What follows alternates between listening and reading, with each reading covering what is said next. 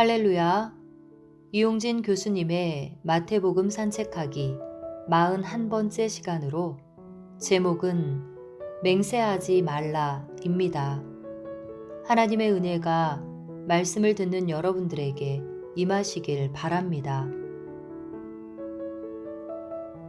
또 옛 사람에게 말한 바 헛 맹세를 하지 말고 내 맹세한 것을 주께 지키라 하였다는 것을 너희가 들었으나 나는 너희에게 이르노니 도무지 맹세하지 말지니 하늘로도 하지 말라. 이는 하나님의 보좌임이요. 마태복음 5장 33절로 34절 말씀. 맹세에 대해 생각해 본 적이 있습니까? 사람들은 자신의 결백함을 주장할 때 맹세합니다. 그리고 기도하면서도 이루어 주시면 무엇을 드리겠다고 맹세하기도 합니다. 어떤 맹세를 해보셨습니까? 어떤 사람은 하나님의 이름을 걸고 맹세합니다. 내가 이것을 지키지 않으면 하나님이 저주를 내리셔도 좋다는 것입니다. 그래서 이스라엘 전통은 헛 맹세를 하지 말라고 강력하게 경고합니다. 맹세를 어기면 십계명에서 금하는 하나님의 이름을 망령되이 일컫는 것이 되기 때문입니다. 그런데 사람은 얼마나 나약한 존재입니까? 약속을 어기고 맹세를 어길 수밖에 없는 존재입니다.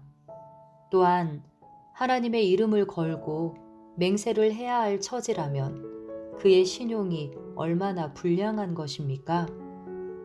하나님의 이름을 말해야만 믿어준다면 그는 잘못된 삶을 살고 있는 것입니다. 나의 삶은 모범적입니까? 그래서 예수님은 맹세하지 말라고 합니다. 두 가지 이유 때문입니다.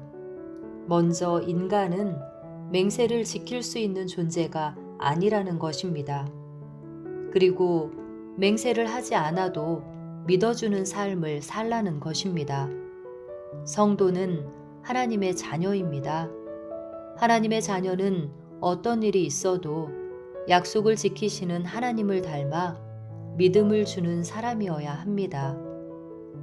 성도의 예는 진실로 예가 되어야 하고 성도의 아니오는 진실로 아니오가 되어야 합니다. 이것이 안 되는 것은 악한 것입니다. 우리의 예는 진실로 예입니까? 예수님은 맹세를 하는 것이 성도에게 바람직하지 않다고 하십니다. 성도는 하나님의 자녀로서 하나님의 형상으로 이 땅을 살아갑니다. 그래서 맹세하지 않더라도 믿음을 주어야 합니다. 만약 사람들에게 믿음을 주지 못해 맹세해야 하는 삶을 산다면 그는 악한 삶을 사는 것입니다. 우리가 예라고 할 때 세상은 그것을 진실로 예라고 믿어야 하고 우리가 아니오라고 했을 때 세상은 아니오로 받아들여야 합니다.